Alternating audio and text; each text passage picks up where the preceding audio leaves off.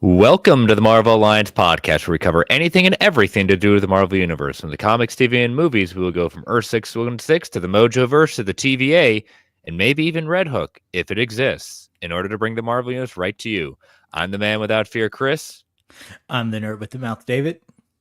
Alliance Assemble. Assemble. Volume 257, and, well, we thought we were gonna have an episode just of a heck of a conclusion to Daredevil Born Again season 1, or just Daredevil season 4, whatever you want to call it at that point. But we got a surprise trailer drop that I didn't necessarily see coming. I had this prediction going on for next week with the March Towards Thunderbolts. Usually they like doing the newest trailer coming out the week before, but man, this is going to be a good episode. I mean, we always have good episodes, but man, I like this. Yeah, it was definitely a surprise. I was going into today thinking that, all right, well, we have a great finale to review, but that's about it. And then Marvel decides, all right, we're gonna give you a gift.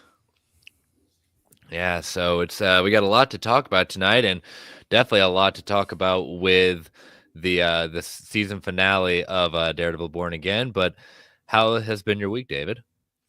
Week has been good, just been busy at work. And then today was a light day because it was my kid's oldest birthday. So today was all about him. I left work early, took him out to lunch, did some other things. Unfortunately, he had to spend part of his day getting braces, but he also got Starbucks right afterwards and got nothing but a cold, sugary drink to wash down his pain. So he's living his best life. He decided to get a new video game instead. So he is playing Elden Ring right now, and I will see him again in 500 to 700 hours. Well, there you go. Like I said, I have thought about going into Elden Ring, but one time I have a video game backlog that'll makes my Omni collection and Deluxe Edition collection even more sad, just because it's that vast. And I have a lot of the game systems, even a Steam Deck, and I love playing the older games over and over again. And I'll say, oh yeah, I'll get to the new game eventually. Time, and it's summer soon, so I'll also get a little time back with that. But no, that sounds a happy birthday to your son, and you're dressed appropriately. I'm dressed appropriately. We matched up. This is the bromance that we all strive to have. I mean, I sent you a TikTok saying, yes, this is how friends should be and how should treat each other at that point. Exactly. But yeah, this week's been a long and a lot of hard work last 3 weeks at work, but I've got a 4-day weekend. I'm technically going to work on Monday, but it's an empty building where I can get some stuff done. But in-laws are in town. Gonna hopefully get a little bit of chance to sleep in tomorrow, since I actually legitimately have that day off. But I'm gonna see Sinners tomorrow.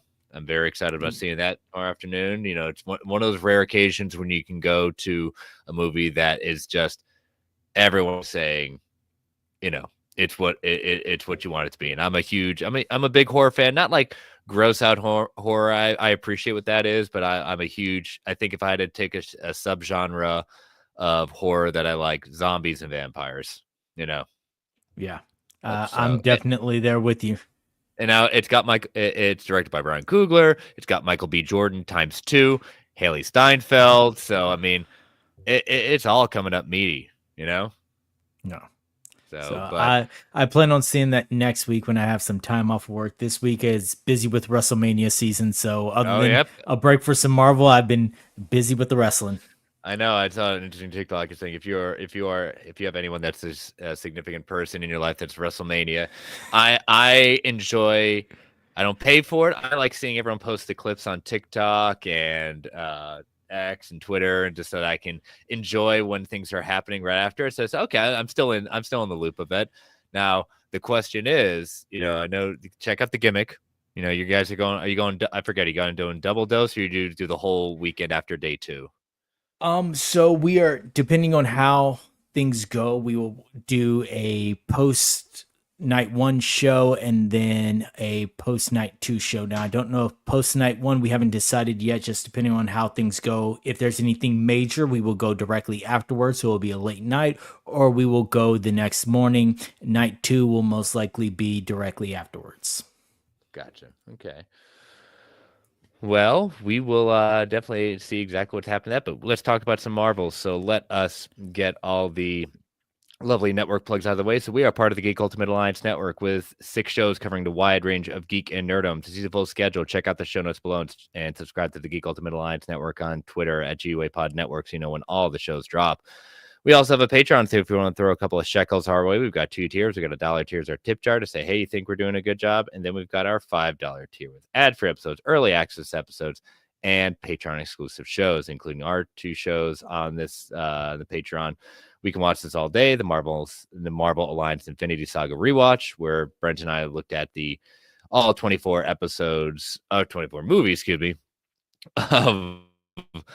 of the Infinity Saga at that point. And then we also had we can watch this all day. Are looking at our favorite movies from the Fox era of X-Men.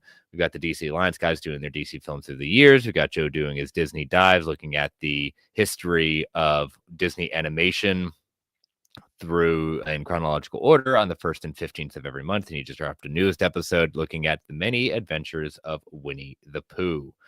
So definitely check those all out, including the lovely back content.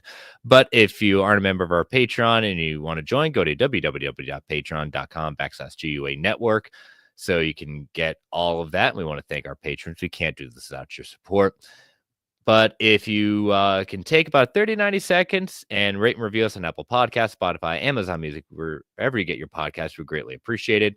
And last, but certainly not least, we want to thank our official sponsor, OrganicPriceBooks.com, for omnibus hardcover collected edition needs. JP and the crew at OPB have got it going on with excellent customer service, immaculate packaging, ships around the world. We've got these omnis and collected editions that are getting ready to be finalized for final order cutoff to guarantee your pre-order. You got New Avengers by Mario and Michael Bendis, Volume 2. You've got X-Men by Jerry Duggan omnibus. You've got Spider-Man Noir. You've got Star Wars Legends, The Old Republic omnibus Volume 2. Lots of great stuff. And so we've got 2 coupon codes if you are interested in any of these. You can use Marvel GUA at checkout to get $2 off every single order, or use MGUA SIT to get 5% off when you order 4 or more books together. So check them out. Their official sponsor. Lets them know you're a listener.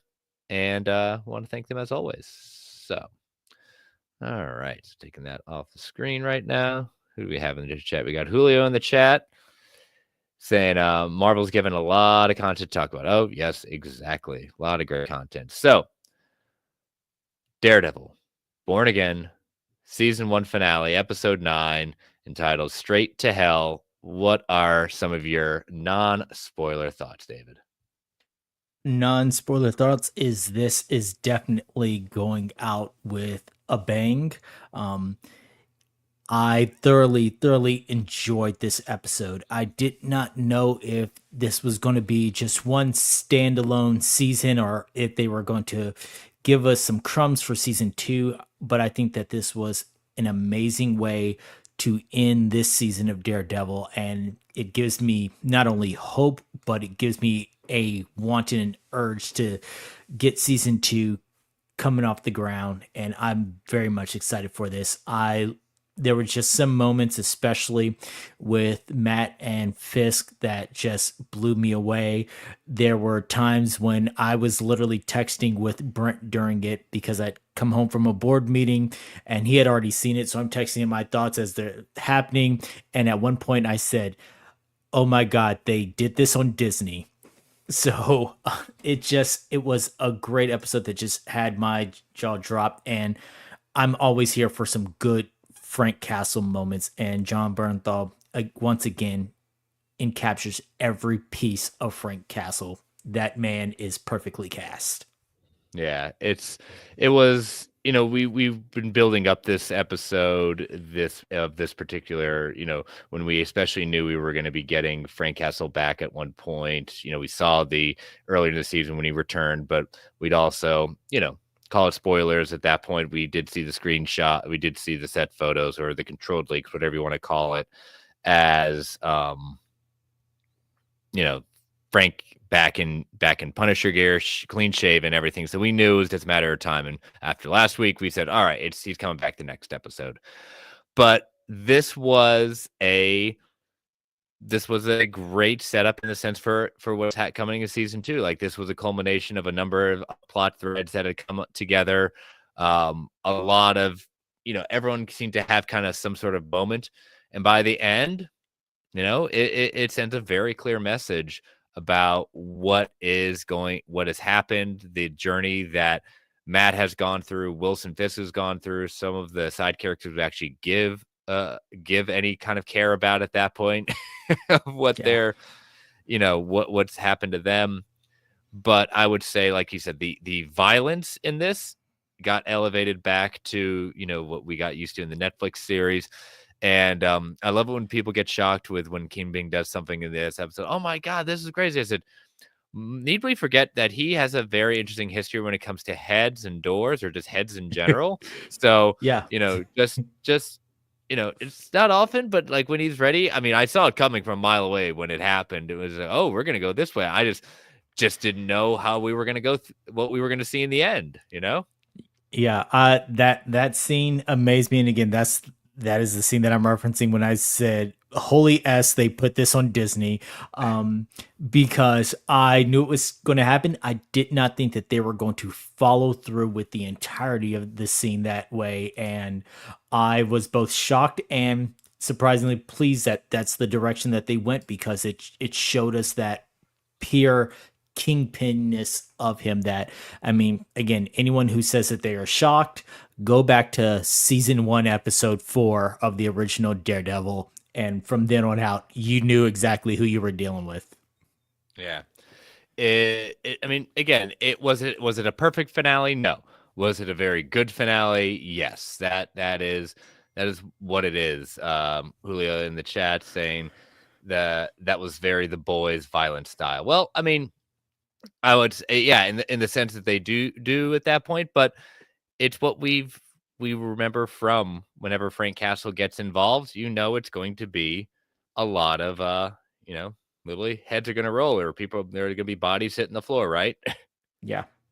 So, but all right, let us take our first ad break before we get into spoilers. So, as listeners, these if you haven't seen the final episode of this season, they're warned again. Stop, watch, come on back. Otherwise, we're going to spoil the heck out of it. So, as you know, listeners, these ads help keep the lights on the Geek Ultimate Alliance Network. We don't get to choose what ads come on. They can be a bit loud. Give it that 3 count before they come on. 3, 2, 1. We'll be right back. All right, and we are back. Okay, so the episode opens, as we said, entitled "Straight to Hell," and that's what basically a lot of what happens to some of these characters. They go straight to hell. We pick up briefly where we left off last week, when Benjamin Dex Poindexter, aka Bullseye, shooting at Wilson Fisk, but finding that Matt Murdock jumped in front of the bullet. So how did we get here? And I love it that it opens in the blue and the noise and the kind of screeching that happens. So we go 1 year ago, and Vanessa Fisk visited Dex in prison and explained that the former FBI agent Ray Nadeem scheme to send Wilson to prison from Daredevil season 3 fell apart. A lot of corruption, things like that. So now we finally have the official answer that we all assumed. Now we've got exactly how he got out of prison. So Dex is being released into an insane asylum, saying that what worked to put her husband in jail is falling apart. It's the same way that they can get him out. So instead, she'll get him out if he kills 2 people. Benjamin Confaro, aka Dumb Benny, and Foggy Nelson. And I love it that we know Dex Bullseye has gone under surgery, but the pills he's being taken is basically to dullen his senses. You can tell he's not all there, and especially how she's manipulating him even there by the pills get put down and she slides them away. moves them away. And it was interesting, basically Dumb Benny, who Foggy was representing, that's who he was celebrating early, that he was going to get a win on this. And we'll find out later how Foggy was going to get a win on this one with Dumb Benny. He was caught on camera stealing 20 cases of expensive wine from a bonded warehouse at New York's Red Hook port. And so we'll find a little bit more about Red Hook in a little bit. So is the Kingpin behind this? And he's always a part of this, Vanessa says. So we get basically, what was it? Bullseye was signing it with like a marker or a big crayon. I don't know. Yeah, a crayon, because he's not allowed to have any sharp objects, any pens or pencils or anything else. So he writes it with a crayon. Yeah. So what did you think about that kind of? It's kind of what we talked about, but just kind of seeing it. What did you think of the scene? We got our answer to exactly how Fisk got off. So now we know during the blip, it was explained that this is the time frame in which he got off. But now we know, due to Agent Nadim's death, due to the corruption in the FBI and everything else, that is what he used to parlay his way into getting off.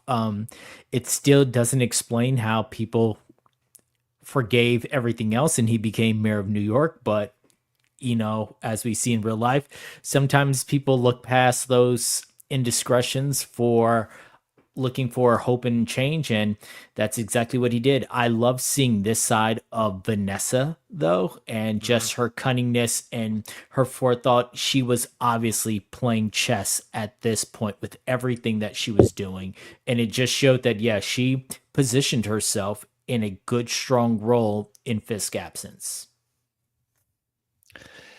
And again, she's Kingpin, at that point in time. And I think really, I wouldn't even call her the puppeteer with it. They both have their motives and the ideas of what they're trying to do. So we flash back to the present and we find Matt treated for his gunshot wound, finally regaining consciousness. Heather and Kirsten are there.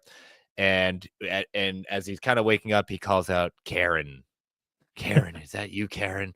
Which doesn't go unnoticed by his new girlfriend. And Kirsten says, it's okay. It's just the drugs. It's like, nah, she knows. He's calling out who he's looking for. So the look on her face, the look on Heather's face when he said Karen, and she just dropped, and then Matt's partner is over in the corner like, ugh, that's not a good look, my guy. No. So he, as Murdoch comes to his senses, he tells Kirsten that Vanessa ordered the hit on Foggy.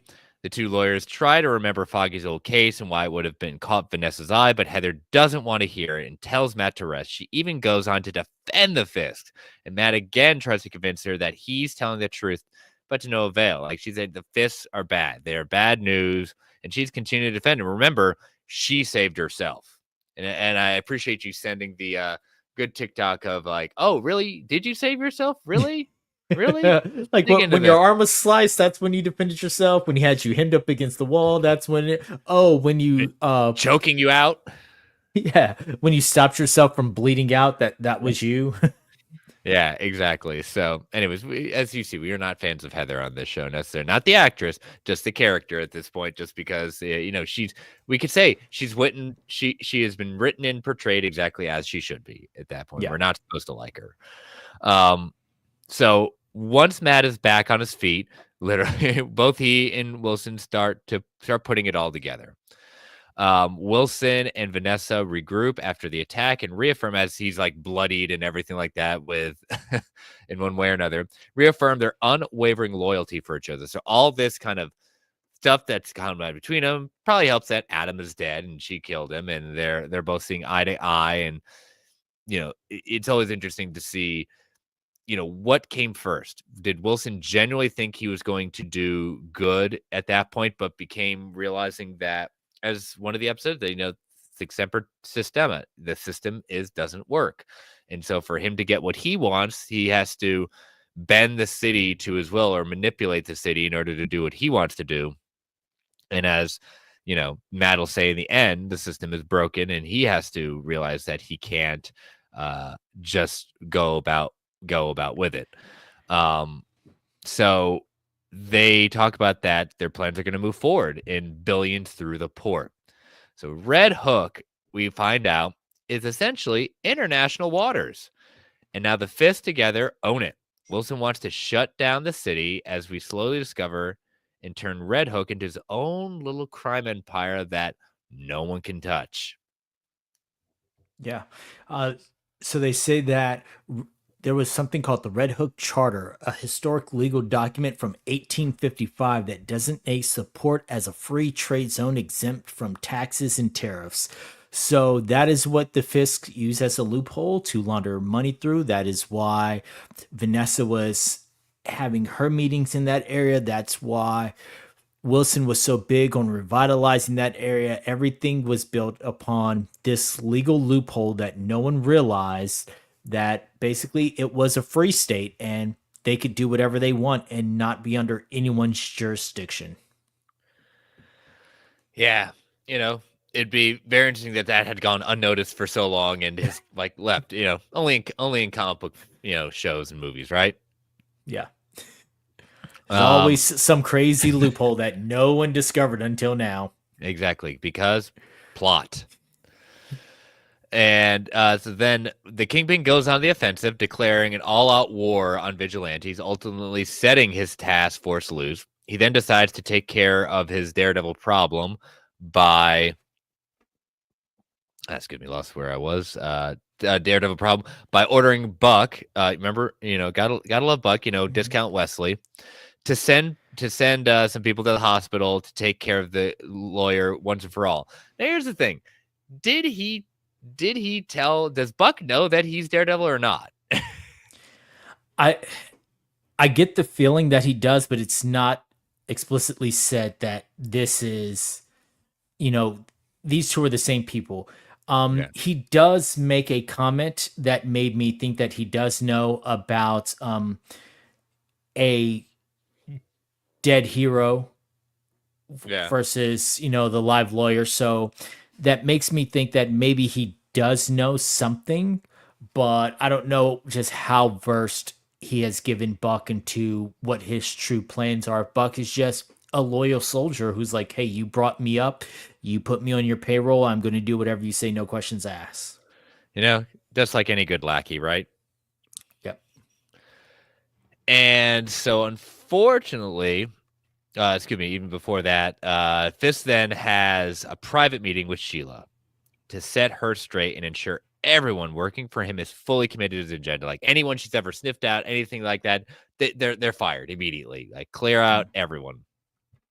And she runs into Commissioner Gallo on her way out, and he tries to get her to join him in standing against Fisk. And she voices her support, albeit reluctantly. I'll say what I want to say at the end because it's very obvious where this is going. So, unfortunately for them, Kingpin gives New York a little kick in the direction that he wanted to go in by cutting the power to the city. I can remember Sheila was like, "Oh yeah, send my friend in from Con Ed." Yeah. They even said like the mayor can't just declare martial law like that. They can't, it's technically can't do that. That's more of a governor thing. But here we are. He's like, in extreme circumstances, I can force the governor's hand. And next thing Yep. you know, no one was out power. Everything's going crazy. There's rioting in the streets. And he's like, he's made the perfect storm to get that automatic martial law. Yep. And in the chaos, Buck tries to kill Matt in the hospital, but he's already escaped.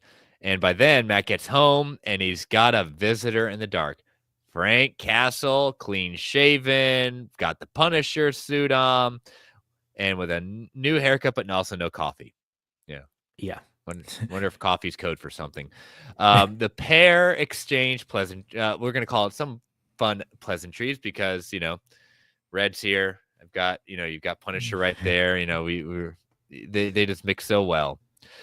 And Frank reveals that he got a phone call to meet Matt there and to keep a promise to make sure Matt makes it out alive.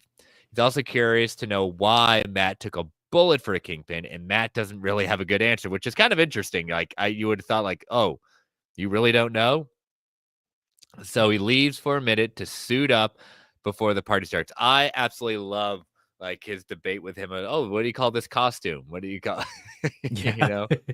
What do you remember what he called it? I Do not remember, not off the So, top of my head right sort of now. like nightgown, Yeah, Nightgown Man. nightgown man. Yeah. Yep, exactly. Oh, that was a false flag operation. Oh yeah, Kingpin's been doing this all because I mean even when Buck said that Matt getting shot kind of ruins exactly what they had planned. He said no, we can still do this. It's what if he dies at that point? Then he's completely out of our way. It's just kind of Yeah. interesting that how for Fisk in the amount of times he remembers who Matt is. He knows that he's Daredevil. How much he just underestimates his ability at that point to surprise me. I was kind of surprised. What do you feel about that? That it seemed a little brazen for Kingpin to just think that he could get him this easily.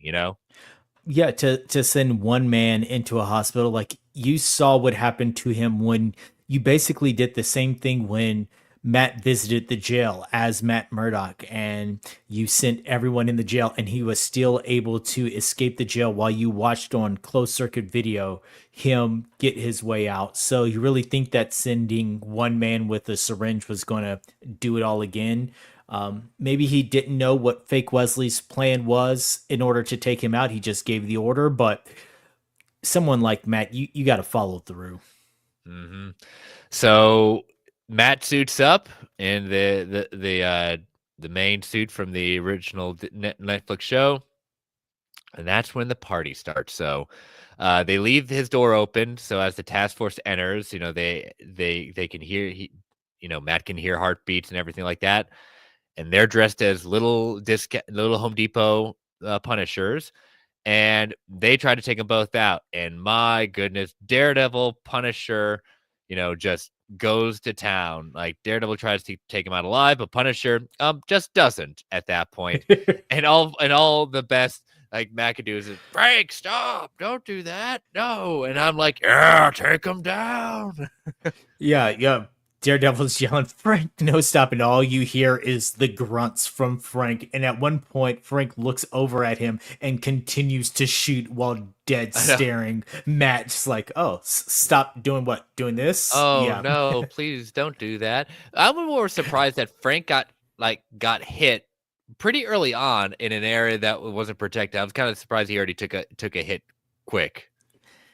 I guess with that, and I thought the same thing on my first watch, and then on my second watch, I thought to myself, okay, these are the baddest of the bad. So these guys probably spend a lot of time in the gun range looking for areas to hit people to make it seem like, oh, I was just shooting for protection, but I actually killed somebody. So I could assume that everyone on this task force is a good shot.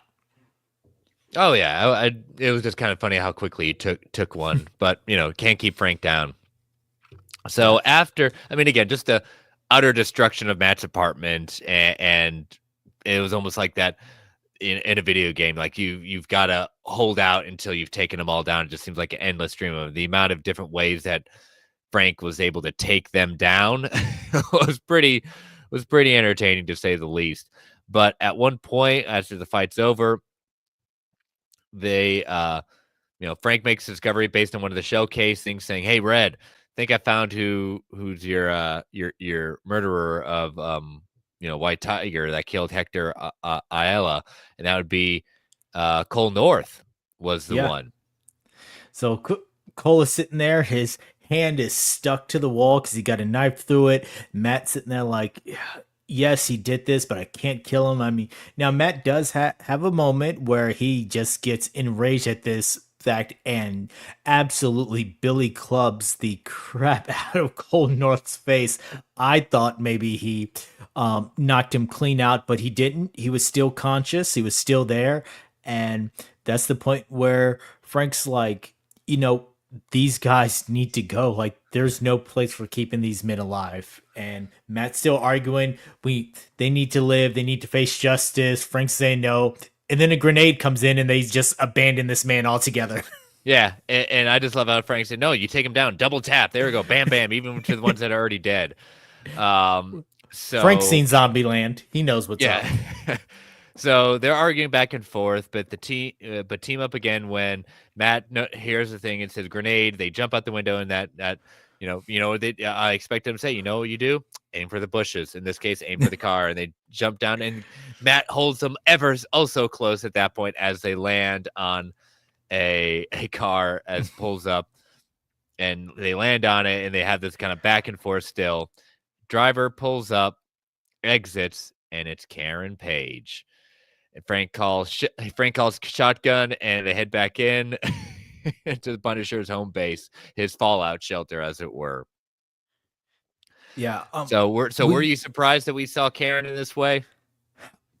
I did. When he said someone called and I answered, I figured at that point it was Karen. I did not expect Karen to be the person who was pulling up in this instance.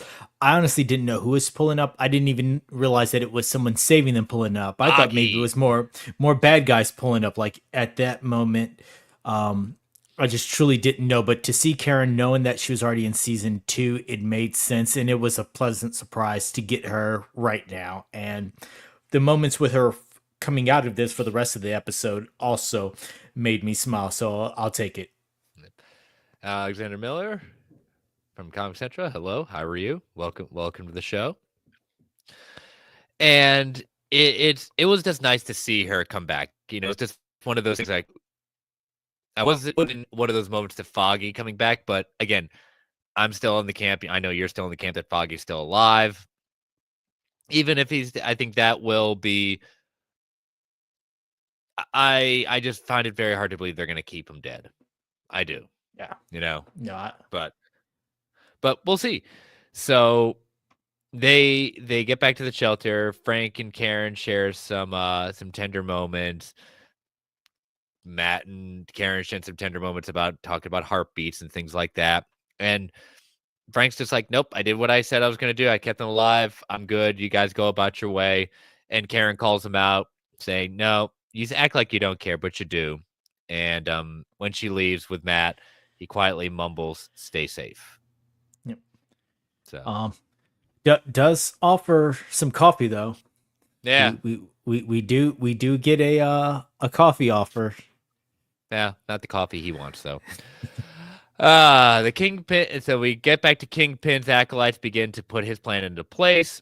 Daniel visiting the city council, basically saying, here's what the new orders are going to be. And, Mayor Fisk expects the city council to vote, and they're not too happy about it. He said, well, you can either do it, or I believe he basically said they're going to die.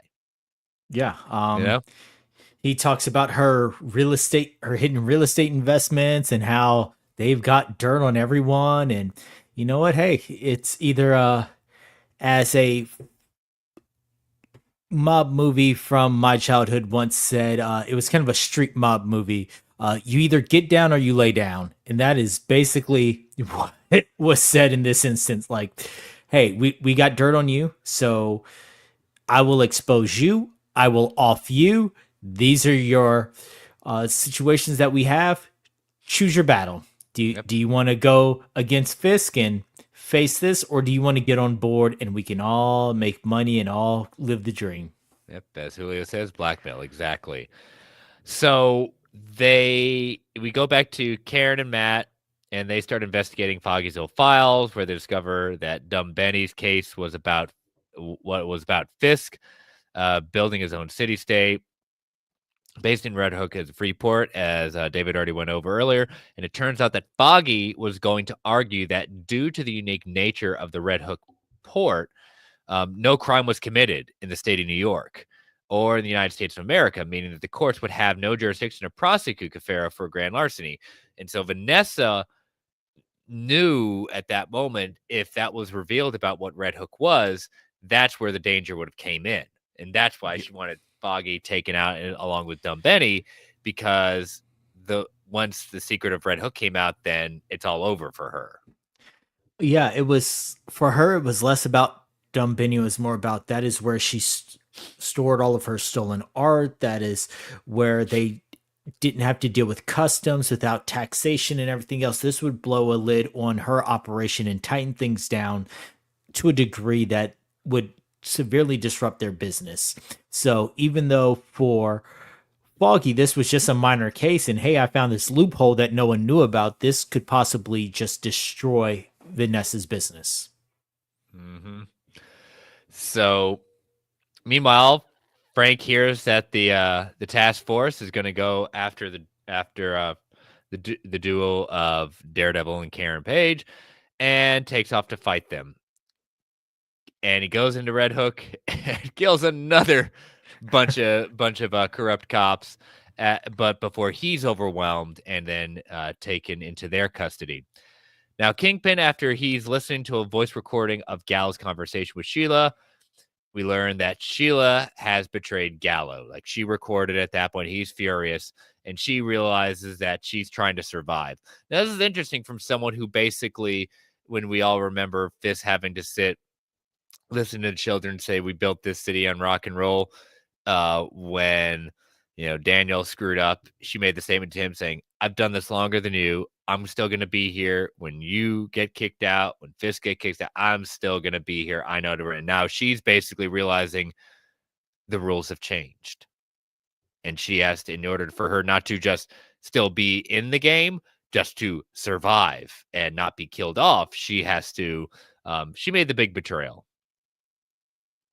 Yeah, she chose herself and chose basically a path to stay alive because she knew that there was no way at this point she could fight Fisk, and so she betrays Commissioner Gallo. She turns over this recording she made, but you can see she is heartbroken about the decision that she's made. As Fisk is listening to it, she is shown out in the hall just breaking down.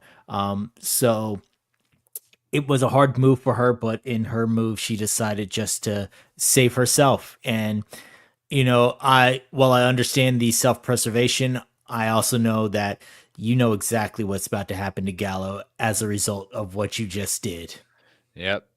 And so we cut to the limo and we see Gallo get captured by a member of this task force that he recognized from his rookie days. And he noticing it looks like some new ink. And he said, yep, part of the task force. And, at that point, Gallo knows it's not going to be good for him. So Gallo says what everyone's been thinking all season long. Yeah, I was right. You never stop being king, and you can't. And gets punched in the throat, brought to his knees, and Kingpin then delivers his finishing blow, literally crushing Gallo's skull with his bare hands, like literally rips off his jaw and like basically takes off his scalp. Like it is emblematic of what he did with the door back in season 1. I think that's what it was. Yep, season 1, episode 4. Yeah. So definitely brutal. I was expecting they were going to see. I just more like expected like how Walking Dead like at that point. But man, that was vicious. I know some people had criticized like the CG work at that point, but still gruesome as all get out. Proving again that he does this in front of all his task force people. That's it reminds me of, we like talking occasionally about the distinguished competition on this show. It's exactly like what Falcone says when he's talking to Bruce Wayne about, I can walk down, shoot you dead here, and no one's going to say a thing at that point in this bar. That's power you can't buy. Like literally, he does this in front of all his loyal lieutenants, just saying, I dare you. I just did this in front of you. I dare you to turn me into anyone, because that's fear. That's power. Reminding me again, and I'll say right here, the show knows exactly what it's doing. And I love all the memes saying, printing out from Euphoria saying, wait a minute, is this all about us? Is this play about us? And it's never been hiding the fact that they are life imitating art. Yeah, like it or hate it. We're not gonna get into too much of that, but this is calling out what people are saying about the world around us today. Yeah, and even if it's not topical to right here, right now, while yes, it is crazy amazing how something that was written so long ago is mirroring this. You also have to think of where our political landscape has been for the last 10 years. They've had a lot to draw on and to parallel, and that is still going on. I like the line where Gallo is saying that, I'm still a goddamn commissioner. And Buck says, well, he is the mayor of New York, and New York has made its choice, and we're just honoring it as he's marching Gallo to his death. Like, that this is the person that the people want. And, for whatever it is, what he wants, we're going to do. Again, I'll reference the Dark Knight Returns. Bane going, I'm the commissioner still. You want to go up to, do you feel in charge? Yeah. Do you feel like you're actually in charge? And so back to Castle, he's tied up. He awakens to see face to face with what he'll consider to be the scum of the earth. Officer Powell. I was hoping he was going to meet his end, but we'll just have to wait for another season to hopefully him meet his definite end. Who tries to get Castle to join them while expressing their immense admiration for the Punisher and what he's done. And Powell tells Frank it would be an honor for the task force to serve with the Punisher, who told the fanboys, who told the fanboys, and Frank responds. This is emblematic of the one scene in the Punisher what we always referenced of in the comics where he sees the cops they say, hey, we're like you. We've got the symbol, tears it up saying, nope, sorry. You want someone to look up to, Steve Rogers. Well, this is emblematic of that scene. He says, you admire me? You're out of your freaking minds. You know that? You're a bunch of clowns. You know that? You're freaking clowns. Admire me? You think you know my pain? You think you know my loss? What do you know about me? How I see the world? You know how I see the world? It's just a circus, a bunch of clowns. I ain't gonna serve with you. I won't freaking pee on you if you were on fire. You got that? I mean, and so they say, all right, fine. And they just, it basically, each one gets a hit on Frank because they feel that they're spitting on him. Like, that's the thing people don't understand about the Punisher. None of us, David and I, are justifying like what the Punisher does. This is not someone that is meant to be looked up to. But even then, he's got a code that he holds out at that point. So, yeah. I see Joe's in the chat. Comic Book Rundown. That's Joe. The crazy thing is, this thing was filmed, filmed last year before everything. Yep, exactly. Yeah. They had a lot to pull from over the last couple of years. And so, with that being said, they definitely, the writers nailed that part of it. Mm-hmm. So, cut to the wounded Matt and Karen arriving at Red Hook, and they quickly realize they're outnumbered. Like, I don't know what Karen's going to do, but Matt wants to take action, but Karen talks some sense to him, telling that he has to survive and live to fight another day. They leave to regroup and find a new course of action. As the power comes back on, Fisk talks to his former couples therapist, Heather, and explains that he wants her to be the new commissioner of mental health for the city, a made-up position. Sound familiar? You're not too far off at that point. And Fisk triumphant addresses New York and announces the Safer Streets Initiative. No vigilantes are curfew at 8 p.m. and New York City is under martial law. Never forget, Wilson says in closing, I love New York. I don't doubt that he doesn't love New York. He just loves when he is running at that point. Well, that's true, Joe. Yes, Karen has a gun at that point. I'm not saying she's completely thinking. I'm just saying, like, there's a little bit of suspending belief that them can take them all on at that point. I mean, one of my favorite movies of all time is Butch Cassidy and the Sundance Kid. I don't want to see either of them go down like that. Yeah, I don't want to see Karen charging in there. Yes, she has taken some people out in this show. She has, or somewhat held her own, but I don't want to see her charging trained police. This isn't like when she went up against Real Wesley and he lied and said that the gun wasn't loaded and she took him out. This is against a bunch of trained officers who will take you out in a second, all while Matt's got to try and work on taking them down while keeping you alive. This is just not the course of action he wants to take. I just thought when he says Karen with a gun, said, Karen's got a gun. So back with our defeated heroes at Josie's bar, an unmasked Matt tells Karen that he lost himself to the darkness by losing Foggy and trying to kill Bullseye. She says, Foggy believed in you. whatever you want to call yourself, whatever's behind that mask, behind your eyes, that's wrath, that's mercy, that's the dark and the light. He knew all of it, all of it. He knew you, and I do too. And so we get back in Red Hook. Kingpin was filled as, and that's when they cue up a perfect song for this. Absolutely perfect song from Radiohead. Everything in its right place. This is the culmination. The heroes have lost. They have lost, and they have lost big at this point. Fisk is walking around in Red Hook, seeing a number of, he's walking around as the song's playing, filling the cages with everyone that is a threat to him, including the swordsman. You see the Punishers in one of the cages. I couldn't make out some of the other people in the cage necessarily. Vanessa and Wilson sit down as a victory dinner, and we start seeing who else is in Josie's bar. We see Cherry's there, Detective Angie Kim. We see two other female cops at that point. Very interesting.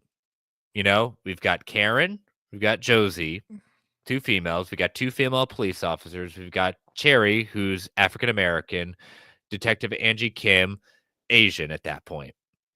Who makes up the task force for Fisk?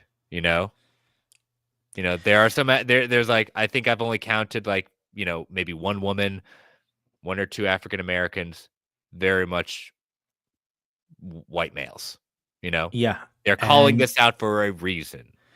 And with Cole North gone, I think so. Cole's gone now, and then you've got the new recruit that was Gallows, who was brought in by Gallows, who's basically replaces Cole North as your token minority. It's still, hey, we're not racist. We got a black guy versus the entire group that is split up. There is another guy. He can't be seen very well. He's sitting behind Cherry in this scene, and I can't tell if it's the shadow or not, but he does look African American. And there is another male behind the two female cops to Daredevil's left, the audience's right. So it is a good mix of people. Like he is taking this fight to him with a true makeup of New York. Yeah. We see a Daredevil voiceover as it cuts to, he says, "I can't see my city, but I can feel it." And we see shots of Buck, Sheila, Daniel Blake, BB Urich, Angelo Del Toro, Heather, Poindexter still on the loose, Karen and a cage Frank. And Matt continues saying, "The system isn't working. It's rotten, corrupt, but this is our city, not his. And we can take it back together. The weak, the strong, all of us. Resist, rebel, rebuild, because we're the city without fear." And we see at the juxtaposition, Matt full on Daredevil in Josie's bar. They kind of peering in at that point. And we got people I'd heard a lot of times saying, man, this would have been the moment to put maybe Luke Cage there, Jessica Jones in the group, and there's no one. And I'm glad the directors thought, like, when the directors had spoken out about this in the last day or two, I thought that, but I was like, no, this is an episode, like, this is a way that, as I said, the heroes lost huge. We can't give it too much hope at this point. To have any one of those people there just shows that, they're gonna do well. They're gonna do well. I'm not saying that Matt was the only one with some sort of powers, but everyone else is just normal and they could easily be taken out.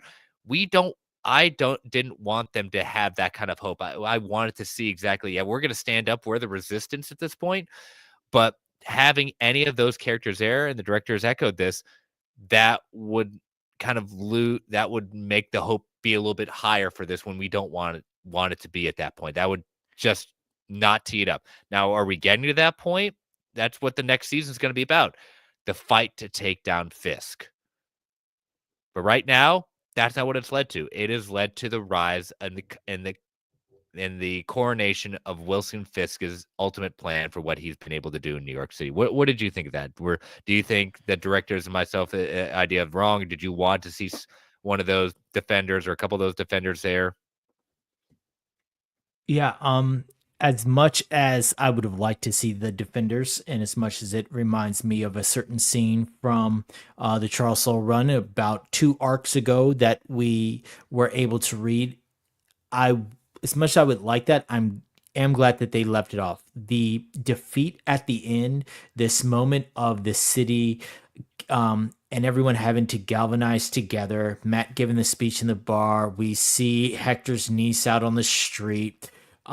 All these moments of people gathering back together, that truly gives it the feeling that New York is about to take the fight to fists. Not just Daredevil, but New York as a whole is about to take the fight to fists. So that being said, like, I'm glad that they went this direction. Do I want them to bring the defenders in next season? Absolutely. But for this scene, the way they did it, I think it leaves off very good for where we're going next. Yeah, I think there's a good possibility. JoJo's asking, do we get the return of the defenders next season? Yep, I think that's what everyone's kind of hoping for. I think this is, it lends it to itself to have at least somewhat one of them coming back, Yeah. at some point. So we get a mid-credit scene, and the mid-credit scene picks up in the basement full of the cages with Frank Castle putting on his most charming voice for a guard to say, "Hey, how's it going? What do they call you?" And the guard says, "Anthony Pacino." And said, "Yeah, that's good. Yeah, it's good from New Jersey at that point." Good strong name. Yeah, good strong name. Yeah, let me just shake your hand for having this conversation with me. It's like, oh man, have fun, bud. And he just takes it, grabs his arm, breaks it, and we assume he's escaping. So I believe you put this out there as one of your factor fictions that this would lead into the Punisher special that's going to come out in the in between era between this season and the season 2 or we're going to call it season 5. So I mean, it was good. I'm glad we haven't had a post credits in a while for a Marvel show. I'm trying to think of the last one we have, because we didn't have one after Agatha.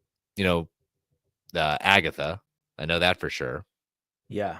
I can't remember the last time that we've had one either, and this was a perfect ending, but God, what type of idiot is this guard? You know exactly who you are dealing with. This is the freaking Punisher, and you extend your hand to him? Like, what were you thinking? It's his hero, man. He's got to meet his hero.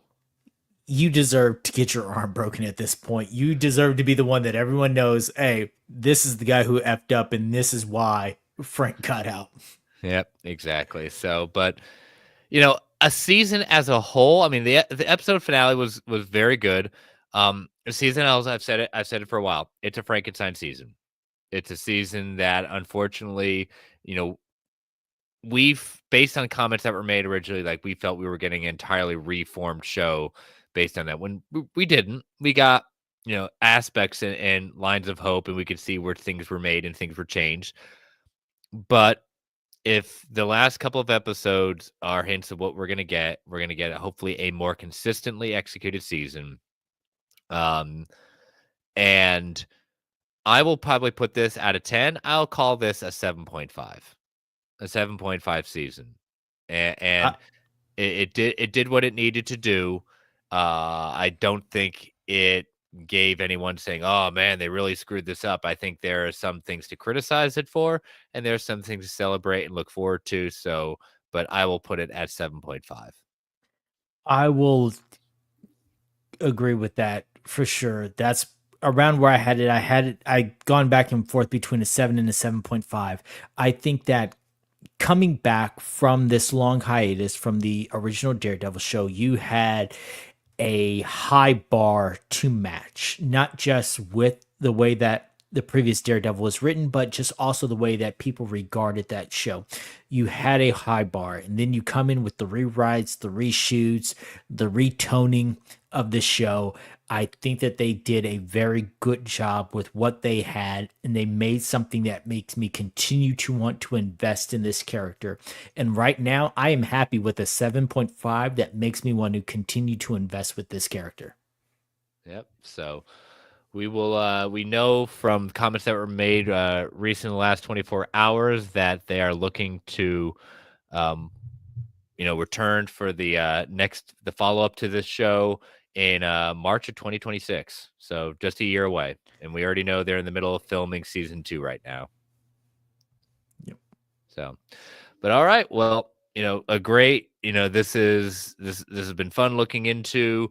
Can't wait for what we're gonna see coming from this. Again, we've seen the some of the set photos already, not because we actively see it out, but it's just fun seeing some good Daredevil content back out there. So, but all Yeah. right, well, we're gonna take our next ad break before we look at the only big story that came out there was the Fantastic Four First Steps trailer number 2.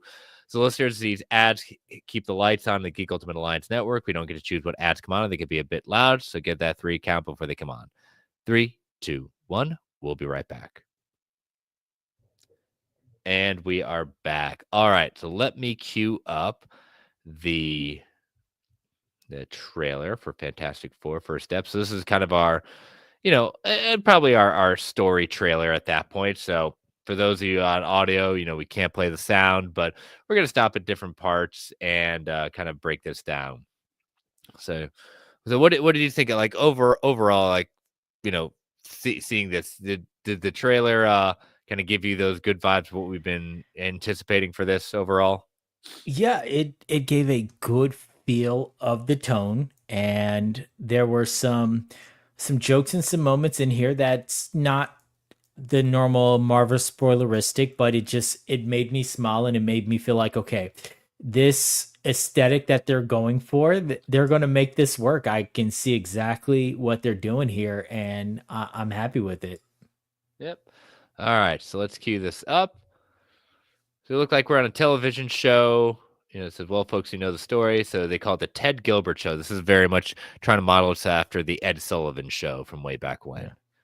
So, he kind of goes over, the history of how the Fantastic Four came to be, like kind of this grainy kind of footage.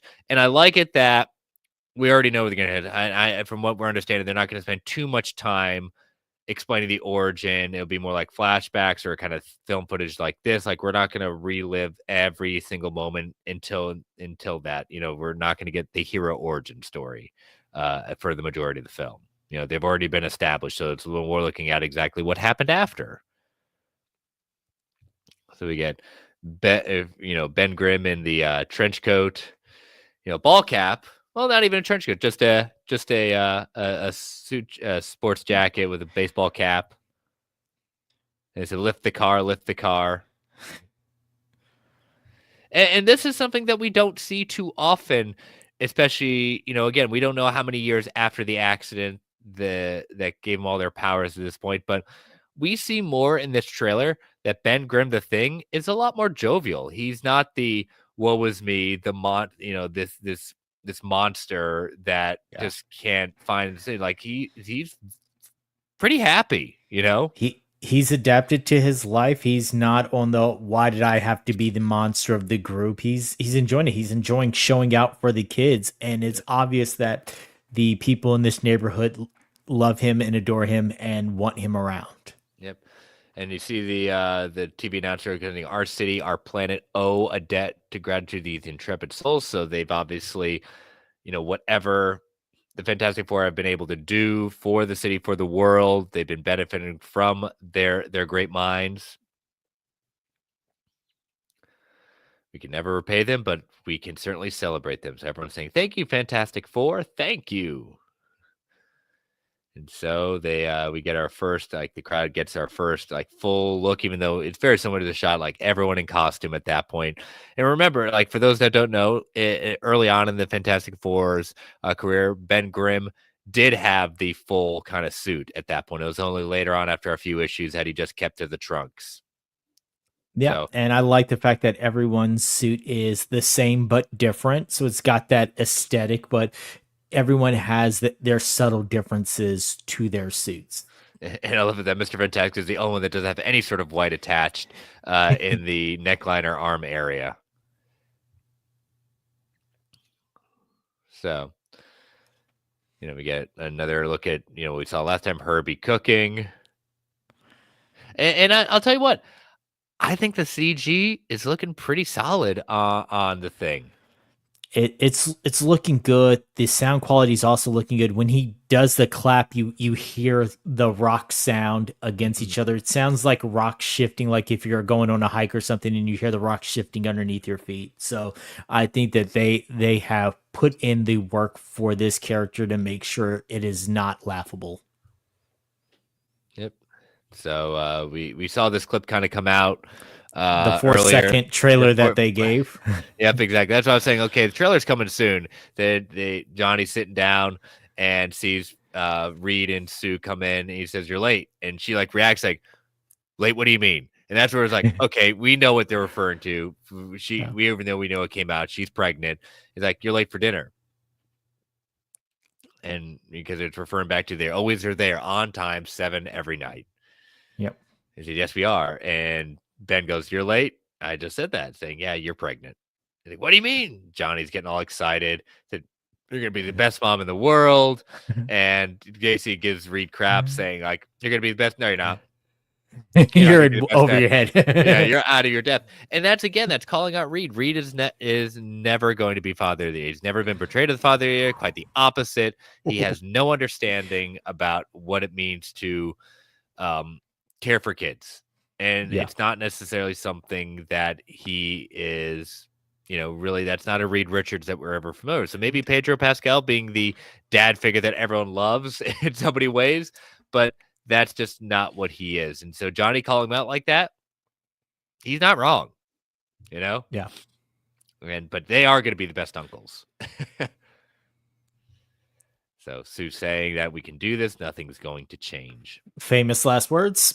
Yep, exactly. Nothing's ever going to change. So this July, so we start getting into the very first kind of arc that was ever in a Fantastic Four. Because again, back in the day with comics, it was like one off. Everything was a one issue arc. So this was when for the 50th, Stan Lee and Jack Kirby wanted to put together a kind of 3-part story arc in celebration for the 50th, and this is where they introduced Silver Surfer and Galactus. So this is very much taking from the images, and even going back to the Thing, just to call it out too.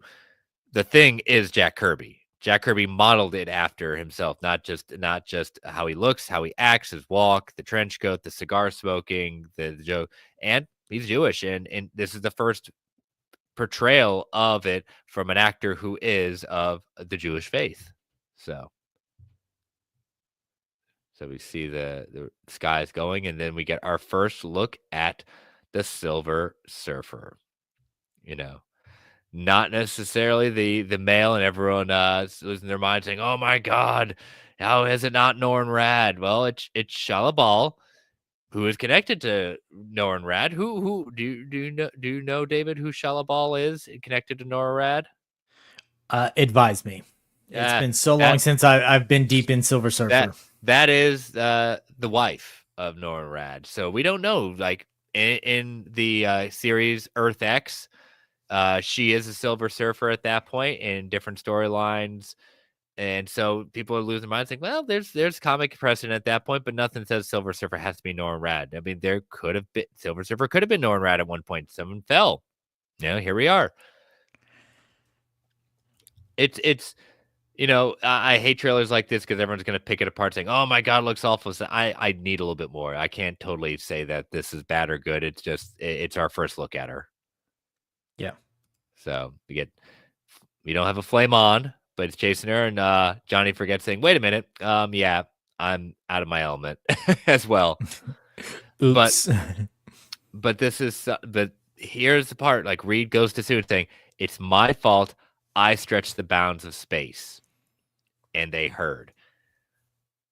big hint of what's going on here. So whatever has happened, either Reed's referencing the flight that eventually gave them their powers. Did he do something recently?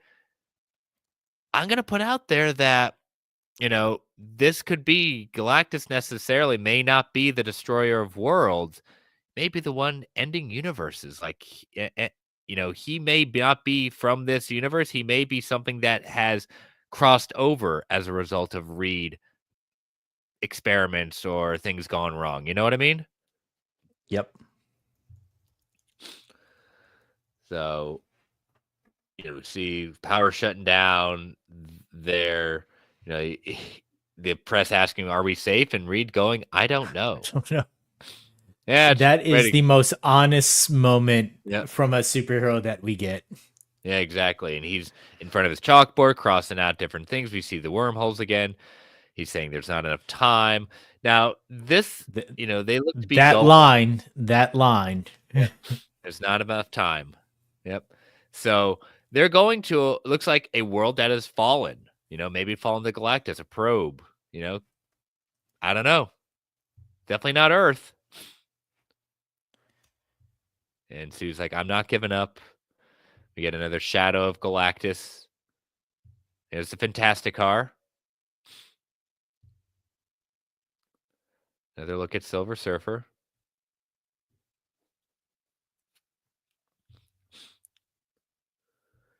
We're going to do this as a family. #family. It is not a bad look at Silver Surfer again, going through. Yep, picking up the thing. Is the little girl going to get stepped on? We know she's going to get saved, probably by Mr. Fantastic. I was waiting on the scene from the Superman trailer where someone just swoops in behind her. Yep. Come on, he could have said flame on right there. We could have heard it. Clobber in time. Okay, our first look, finally. Reed Richards displaying a little bit of a stretch action. We get a little bit of it. Not bad. I need to see some more, but that wasn't a bad first look. But they also didn't give us close-up, so they're still obviously working on it. Yeah. Because, again, that's not a close-up of Pedro Pascal's face. We don't see too much of that. So, again, I'm glad we finally... Because I'd be more worried if they still were hiding it. They needed to show something. I think that they are definitely waiting for that final moment so that you don't want to give away the full stretch right now.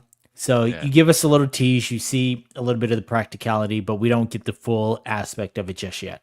Yep. And Reed ending it saying, we will protect you. We get the music coming over. Fantastic Four. First steps. And we get the look. Our first, we get a foot of, going Stay Puft Marshmallow Man through New York City and Ghostbusters. So presented in Fantastivision. Yes, Fantastivision. Who knew that was a thing?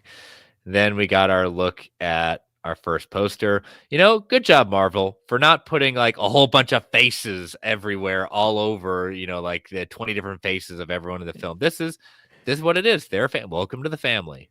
No floating heads poster. No floating. That's what I'm referring to, the floating heads. Exactly. So, not a bad look. It's a nice family photo. It worked. I'm happy with it. I'm like this. And then they released the press release as well. That was very on brand for this. I like that they're keeping a theme. Again, it's a good trailer. I'm very happy with it. Doesn't spoil too much. Makes us also know that Galactus is more than just a cloud. So we get no far cloud. At least some feet. So we know that exists. We've seen a shadow. We've seen reflections of an eyes, and we've seen feet. So we know that this is real. Yes, exactly. All right.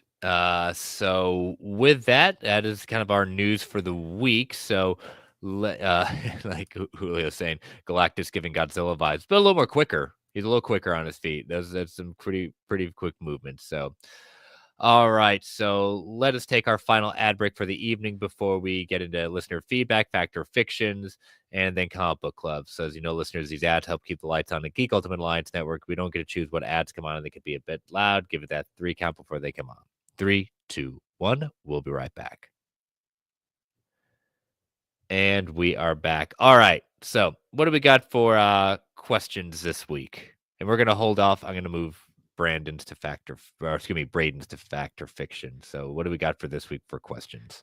All right, question from Anthony Dorsey. If you put together Daredevil's army to fight Fisk, who would you include besides Spider Man?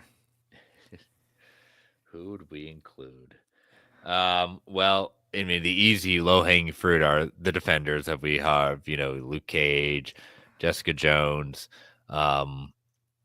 Even Iron Fist at that point. But instead of low hanging fruit, who would I include at that point? You know, it's been a member. It's not. I mean, we're talking about like Are we talking about MCU? Are we gonna keep this MCU or like people who we would hope would be on it? I'm How do you want I'm to gonna handle? s- I'm gonna say let's keep this MCU introduced All right, or named characters. I will say introduce. named because there's been people who have popped up on computer screens or who have been mentioned offhand that we haven't seen yet. So MCU introduced or named characters. Yep, I would say, maybe Hawkeye. Bring in a little bit of Kate Bishop at that point. She's definitely, she's got a personal investment with, swordsman. Yeah. So that'd be one. Even Moon Knight would be one to possibly come in. Yeah, I definitely think that Kate Bishop's Hawkeye, I put it in our chat as well, that I could see the bond that she has with the swordsman, and that is what brings her in there. Plus, if this could also introduce her link to Kamala Khan, and we start building towards that as well. That Daredevil can be the introduction now that she's met Kamala's father, and once she starts talking, once he sees a teenage superhero, he can say, "Hey, I heard about this other one," and that leads off into there. I would definitely take on Moon Knight, the Defenders, as we've just mentioned. Bring back Misty Knight, How about bring back Echo? Colin Wing, Echo, basically everyone who was in that panel from the Charles Soule run. Other than Spider Man, who we can't mention, but everyone from there has already been mentioned and is all usable. So I would definitely go with them. But Kate Bishop's Hawkeye is high up on my list. I think that she would fit perfectly in this universe. Yep. So thank you, Anthony Dorsey, for putting that out there. So let me pull up Factor Fictions from last week. All right, so number one, Taskmaster will not be the member of Thunderbolts to not make it out of the movie. 73% said fact, 27% said fiction. So they're thinking Taskmaster survives. Well, we'll see. 2 All weeks. right. Number two, Vanessa will be arrested by the end of Daredevil Born Again. Well, not this season. 54% said fact, 46% said fiction. So not right now. Number three, there will be another set of Avengers Doomsday cast names released before the end of SDCC this year. 93% said fact, 7% said fiction. And then from Anthony Dorsey's Factor Fiction, Avengers Doomsday, while some of the X-Men will have comic accurate costumes, others will feature the return of the Black Leather to solidify the group as the 2000s movie era of X-Men. 46% said fact, 54% said fiction. All right, so this is my turn this week. If I can pull it up, come on. There we go. All right, so number one, we will see a cameo from another MCU character in Daredevil Born Again Season 2. I'm going to go fact on that. I am going to go fact on that. Yep. I can't tell you who yet, other than maybe Kamala Khan, but I would definitely say fact on that. Yeah. I will be fact as well. Don't know who, but definitely there's going to be one person on there. All right. Fact or fiction number two, there will be at least one appearance from a pre-MCU Marvel actor or actress that will not be announced in the next round of cast announcements for the Avengers Doomsday. So they're going to be holding at least one actor or actress from the pre-MCU days to appear in Avengers Doomsday. I'm gonna go fact on that. I think that they're gonna want that pop, that surprise that gets the people talking. That did you see that they brought such and such back? Like that Gambit and Wesley Snipes, Yep. Gonna make a name for that stuff out there. There's only ever been one. Yeah. All right, last one. We will not see She-Hulk appear again in the MCU, if at all, until after Avengers Secret Wars. So breaks my heart to say this because I'm one of those that is a She-Hulk show defender and celebrator at that point. I love Tatiana Maslany. Never have hidden that on this show. But if we do see her again, it will not until be after the conclusion of this phase, after Secret Wars. Oh, I'm hoping that we will see her again sooner than that, because a girl has needs. But you know what? I'm gonna go fiction on that. I'm Okay. going to go fiction on that. I think that we will see her in some way, shape, or form. We don't know exactly when Daredevil season 2 is going to be released. I think that it will come out before Doomsday, so that's what I'm a bank on. Yeah, I'm unfortunately gonna have to say it's gonna be a fact. I just don't see it happening. Will I love it even for a cameo? Sure. It's definitely there, but right now I don't see it. So, and then our last one from Braden put in Moon Knight will appear in Daredevil Born Again season 2, and he will be one of the members of the new Defenders team. So getting more specific than what I had. So what do you think? Moon Knight is really gonna appear in season 2? I'm gonna hopefully say fact. I'm gonna hopefully say fact. Hopefully. Yeah. Yeah, I want it. The heart wants it, but I say there's more of a chance for him being on the Midnight Suns versus the Defenders right now. Yeah. So I think that one goes a little too kooky to for him to be on Daredevil. I think the Midnight Suns he'd fit a little more in at that point. But that's my opinion. Yeah. All right, so I will make sure that those are posted as always Sunday afternoon. So let your voices be heard. And David, it's time to bring another thing to an end tonight. What timing? We did this. It does help when we didn't have to have it for a couple of weeks, and who knew the time it was going to work out. But we are bringing a conclusion to the Charles Soule run. Are looking at it in Comic Book Club of Daredevil at that point. So, what did you? These next series of issues were kind of interesting. We got you know The the return of Mike Murdock. yeah, that got weird. So what did you think about that arc with Mike Murdock? So when as it first starts off, I kind of thought it was a little weird with the whole. I was like, are we going clone thing?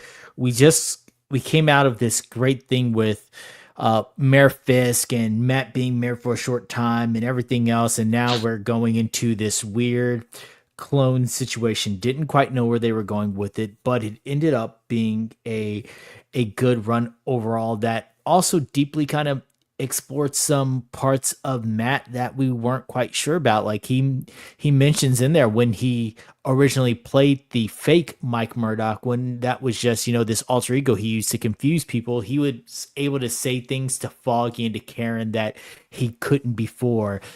It got to the point where he was so invested in this character, he thought about proposing to Karen as Mike. I don't know how that would have eventually worked out for him, but at some point he would have had to come clean.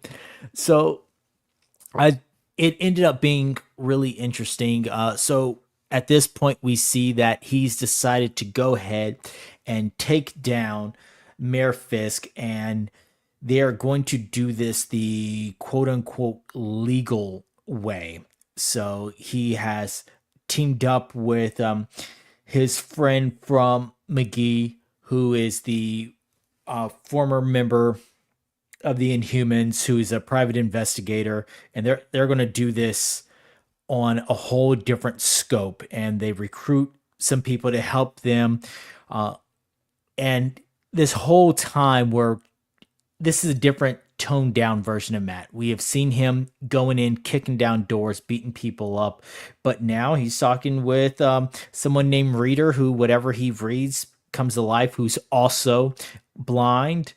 We've got Cypher, who is their computer code cracker, and they've got them a little team in order to take down Mayor Fist the legal way. But he runs into some trouble when he runs into this Mike Murdoch, who's living in the flesh. Comes to find out that he became living in the flesh because Reader accidentally created him while Yep. falling asleep reading. And, and So, even and even though like he gives him a chance to like erase him, Matt doesn't take it. And they come to some understanding. Even though Mike's trying to rat out and join Kingpin and things like that, you know, Mike doesn't stay away for too long. He will pop back up during Chip Zdarsky's run of Daredevil. So, I'm not going to say where, but it's quite interesting of how that all ends up happening. It was okay at that point. And then we get the final arc of it. The death of Daredevil. yeah, the death of Daredevil was a little bit interesting. So we get the return of Elektra, of course, because you can't have a pivotal Daredevil story without the return of Elektra. And they are at the point where they are ready to take down Kingpin. And Matt decides that this way of going about it by sneaking around, trying to investigate, that's not his style. That's not what he wants to do. This is war, and he is going to take the war to Fisk. On the flip side of that, though, is Fisk is taking the war to him. He pulls out all the stops. You've got Electro coming after him. You've got Gladiator coming after him. You've got Claw coming after him. Typhoid Mary coming at. Fisk is sending everyone in order to stop him. And you also have another assassin that Daredevil is not familiar with, who is also coming after him, who keeps throwing these bone daggers at him, trying to take him out. So Matt is just battling adversity from every single point. And then we reach a point where, they finally get to a point where all these side people have been defeated. Everyone that Kingpin has sent after Matt has been defeated, and they bring Kingpin to trial.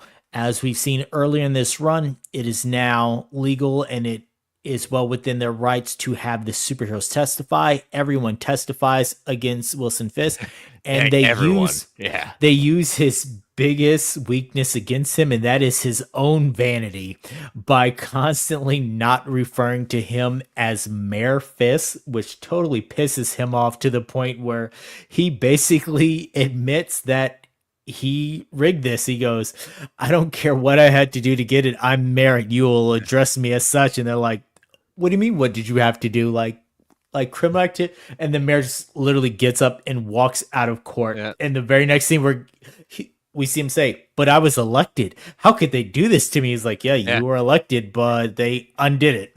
Yeah, well, the other thing is like it's revealed in the same thing between his lawyer, his lawyer. I can't remember who it was saying that he rigged the election, but it was later found out that he still would have won, and he didn't need to do it. But he gets arrested, goes to jail, only to find to come out this was all a dream. To find out that Matt had gone to the hospital because he saved someone's life as Matt Murdock and got hit by a car. This was all a dream. Unfortunately, nothing ended up coming true with it. Yep, it starts fading out. He goes, his final night with Elektra wasn't there. My grand win, not true. This assassin he's been facing was actually a shadow of himself, Yeah, and him facing his own demons. None of it was real. very Star Wars like. Yeah. And so and then we have this moment of him fading into the blackness. We see his pulse, but there's not a definitive answer, as this ends with the death of Daredevil, of if he is truly dead. But for all intents and purposes, it looks like he is coming to terms with, this is who I need to be from here on out, and he is going to rise again. Yep. So we bring an end at this point, and if you want to continue on, we one day we may look at it at this point with Chip Zdarsky's run, but so what did you think of the overall run of Charles Soule? The overall run, I think that this is one of my favorite, probably top five Daredevil runs as a whole. I loved this version of Muse. I don't know who I saw on TV, but I love this version of Wait a minute, you Muse. saw Muse on TV? I saw a guy in a bloody mask on TV. I mean, his best moments was he tossed Heather around, Wait a but minute, he had good moments. she ended up saving herself, so it all worked out in the end. But so that the whole Mayor Fist storyline, and again, it's life imitating art or vice versa. There were just so many beats with this that were just fun. The whole, there is a hidden loophole thing, just like within the show with the Red Hook District. They had the hidden loophole with the, oh, they never changed this law from the 1800s. Technically, Matt is the mayor. I know, yeah. I think this run, it's definitely not in my top ones. I think there are certain aspects, certain arcs within it that are really good. Like, I think Muse is handled way better. I mean, obviously he created it. I think the Muse storylines were good. The Mayor Fisk, great. The follow up after that, Mayor Murdoch, the purple man story, giving some context to what happened, like why did the genie got put back in the bottle. But the ending of it is just, it was okay. I don't like the trope of like, oh, it was all a dream at that point. I think much higher, and I've seen Charles Soule do a lot better in certain things. He's a very accomplished writer.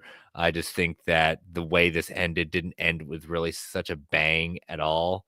I mean, it's a great way to put everything back in the toy box, as it were. So, I mean, he accomplished that. But I would say this is more, for me, in comparison, I'd say this is more mid-tier Daredevil stories. At that point, I think just because there's a handful of arcs that are really, really strong, and the rest of it's just meh.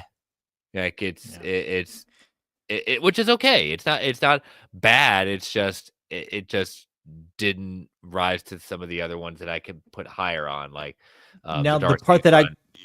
the part that I can go without is definitely the blind spot aspects of it. What about Ten It Fingers? just, yeah, none of that hit for me. But other than that, the rest of the stories I felt were very good. Yeah. So, but yeah, so this was a fun way to change up comic book club, look at an entire arc, and it worked out well that we had it on the last episode of we could see exactly. It was fun getting to talk about things that the series was based off of. So, but we are going to take a break from comic book club for at least a couple of weeks. Brent and I did this in the past too, with a new movie coming out in a couple of weeks, and so to give David and I a time to figure out kind of what our theme for the next one, because it's going to be the listener vote of doing that. So we'll talk about that in a couple of weeks and see exactly what we want to do. We're going to go back to the normal formula for this next one of issue by issue. We'll probably revisit the idea of doing another arc later on, but this was fun. I think it gave it a new way to look at comic book club, but we'll give it probably a couple of cycles before we latch on to, because there's a lot of great runs. I mean, we've definitely got a lot to choose from. So, but we'll see what happens. But hopefully, you all enjoyed. Let's look at an entire run for a creator. Yeah, it was daunting but fun. It Yeah. it was a good way to encapsulate like an entire story that's going on. But yes, it did take a lot of homework. Yep. So, Marvel having homework, right? So, yeah, so we're, bringing volume 257 to the books, just in case. You never know sometimes, especially with this Fantastic Four trailer dropping this week. We're going to watch the news. If nothing really rises to the occasion, David and I will probably take next week off at that point. So just pay attention to the social feeds. But, as we say, we're not going to put an episode, just put out an episode. So, there may be a risk of us not putting out our Thunderbolts predictions at that point, but so be it. I'm not too worried about if we don't have a predictions episode post credits like we usually do. But just FYI, so in that case, if we do not have an episode next week, this is just a reminder that we will be doing our Thunderbolts spoiler review the Friday of the first weekend at that point. Same thing we've always done with new movies. So there won't be a new episode on Thursday. There will be the live episode on Friday with the audio dropping the next day. So just pay attention. Socials will announce if we're doing an episode or not. Sometimes we can read the tea leaves in the sense of, is Marvel going to drop something? This is probably the biggest thing they are going to drop in anticipation of Thunderbolts. So we'll probably start seeing next week the cast, the press tours and things like that. But we'll see. Just FYI, just in case. So, David, tell people how they can follow you. You can follow me on all socials at The Phantom. Most active on Twitter, but I am all over the place. You can follow me here on the Geekverse Network on our wrestling show, The Gimmick. We are going to soon be going bi-weekly, but right now we are in the midst of WrestleMania week. This is legitimately my only night off from wrestling that I've had in the last 5 days, and I will have again for the next 4 days. So this is legitimately my only night off from wrestling, and I'm spending it with you, the people. So you can find me here on The Gimmick with Travis Snell and S Bubs, talking all things wrestling if that's what you're into. So will Cody keep the title? Will Cody keep the title? If you listen to our last episode, you will hear my predictions for WrestleMania. Here's my prediction. And again, I pay attention to your all shows. You keep me up to date and just seeing the various clips on YouTube and TikTok and all that stuff. I predict that Cena is going to take the title, and we will get an arc that eventually Cody will get back the title. That's my prediction. I think that is a solid prediction. I think that there is a very good chance that can come true. My prediction was a little bit different from that. Let him tune in. I have a full thought out story on my reasoning for my prediction and where it's going. So again, tune into The Gimmick. We all give our predictions.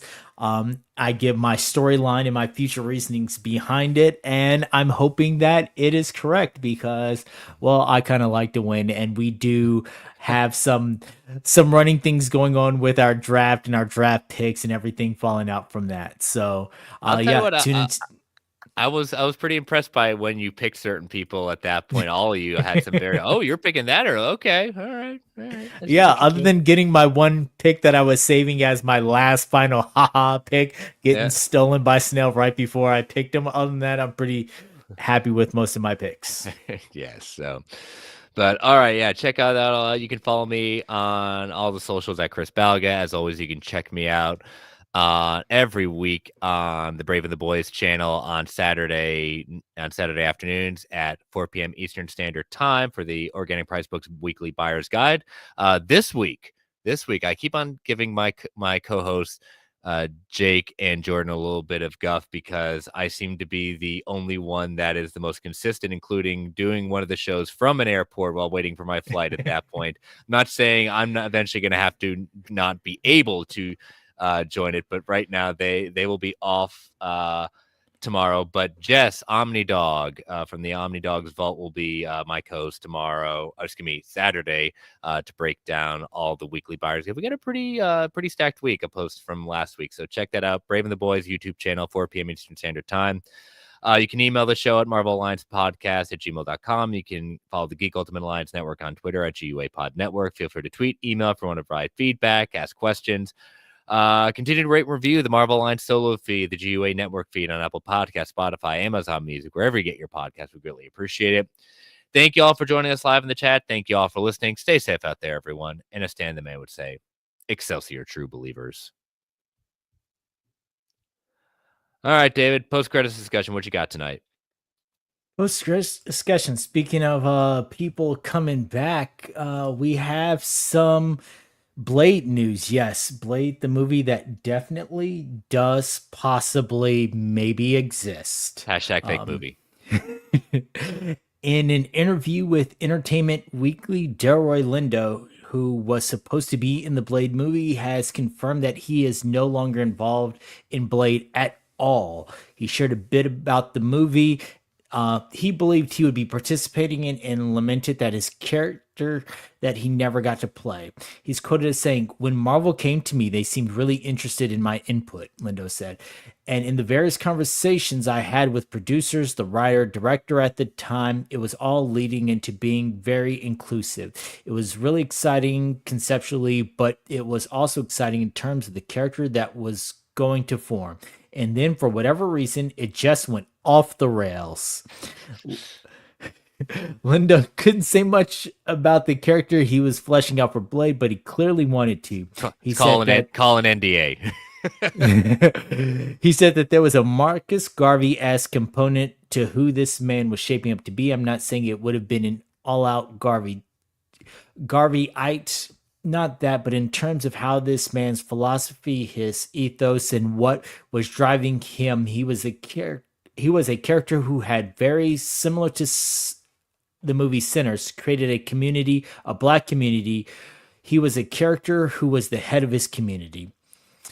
So, with that being said, again, Delroy Lindo is a great actor. He is very known within the African American community for his various works, very respected. So to hear him say that he was supposed to be involved in this movie and it, quote unquote, it just went off the rails is very telling. So I guess my question is, are we ever truly getting this movie? We have had so many people who have stepped away, so many people who were a part and not a part, and now hearing such a respected actor say that this movie just went off the rails. And from what he's describing of this character, to me, that would have fit the tone that I was expecting from Blade. If you're going for a very grounded version of this character, I'm guessing when he says it went off the rails, they decided to take away the groundedness of this, and maybe they're going into the full fantastical. I don't know, but it speaks volume that Delroy Lindo is saying that it just went off the rails. What are your thoughts on this?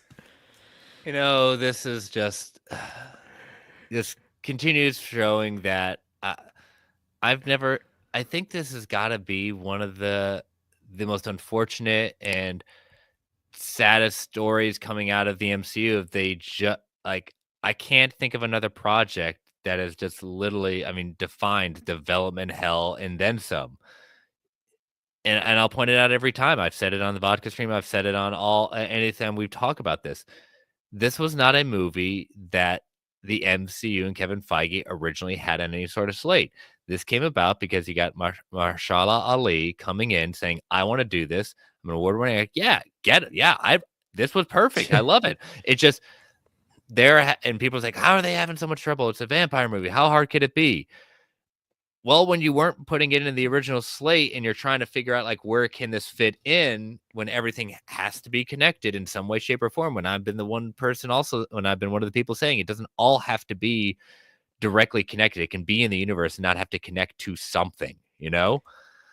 But going after writer after writer, director after director, script. I mean, this is even, I mean, we hearing Mr. Lindo saying that like what it was, the ideas of what it could have been.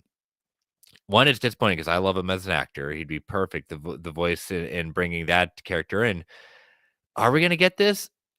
At this point, I still I'm on the camp that we're going to see Blade. It's just not going to be a Blade solo project first. It's going to be in a Midnight Suns. It's going to be in some sort of team up before we get a proper Blade movie. I don't want it like that, But if it still gets me Mr. Ali being Blade, I'll take it. But it's so aggravatingly frustrating. Like, you want to talk about, I want to hear the story about like why, the truth behind it, which we probably won't, outside of like people who want to go like deep reporting cover, and we get another, like, the history of the Marvel universe, like things that, you know, Yeah. and that's why I joke, but kind of don't joke, that hashtag this is a fake movie right now, and in the League of Armor Wars. But also, I'll still say that the Blade video game comes out before we even see a Blade solo movie. I've been confident about that since I saw the Blade video game cinematic trailer. Yeah. At that point, that video game is going to come out, and we're still not going to have a Blade solo project. Just I'll do a free cup of coffee in the break room. That's how confident I am. um at this point, I would not be surprised if we got another one of those director's chairs for who's going to be in the next Avengers movie, and it said Wesley Snipes before it said Mahershala Ali. Like, at this point, I have zero confidence that this movie is coming out, and the whole "there's only ever been one Blade, only ever will be" is starting to ring more and more true. Unfortunately, like I said, I love Delroy Lindo as an actor. I think he would have brought so much to any franchise that he joins. His voice, his presence, everything about him would have been amazing. And this is sad to see for this movie, and it's sad to see for so many more movies going through development hell. Um, and just on a personal note, from what he described his character would be, it's sad because honestly, Black Panther 2, while it was good, it did fall short. And I know that, like, the African American community wants another hero that they can lift on a pedestal, another hero that they can point at their children and say, this was made for us. And so to have this constantly go through these starts and stops and will they, won't they, is a little disheartening. So, Marvel, get it together. Just make a standalone movie. You don't have to weave every part of the MCU into this, and then you can throw him in later. I'm sure you can find something within the Secret Wars writing that you can bring him in, but right now just make a standalone. Yeah. So, but before we go, we got to answer Mr. Scroggs. He's been loyal. He is not Marvel related, but he wants to know, does CM Punk and Seth team up against Reigns this weekend? This one I will give you for free. I'm not going to give you my Cody answer, but I will give you this one for free. I love CM Punk. He's the best in the world. In one of my streams this weekend, I will be wearing a CM Punk shirt. But I will say this. I think CM Punk is eating the pin. I'm not quite sure yet who is winning between Seth and Roman. I'm thinking that Seth is going to take it and then Roman is going to take some time off. But CM Punk is definitely eating the pin. They gave him his WrestleMania main event that he's been asking for the last 10 years. Here you go, but you don't get the win as a result. There you go. So there you go. You got a freebie there, Jim. That's just because we love you so much. So, all right, all. We might see you next week. If we don't, we will see you for our spoiler-filled review of Thunderbolts Asterix. But we might see you, might not. But when we do, it's going to be fantastic. All right. Take y'all later. Bye-bye. Bye.